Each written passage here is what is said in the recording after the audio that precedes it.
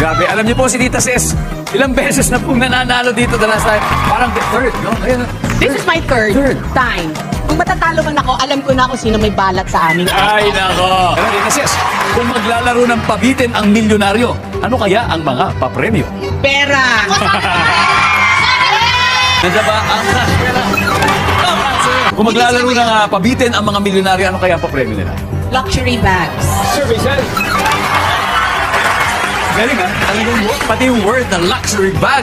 Galing. Magbigay ng dahilan kung bakit may taong hindi kumakain ng isda, Tita Ses. Hindi lang sila mahilig sila sa karne. Parang yung anak ko. Wala lang Wala kayo lang. hilig.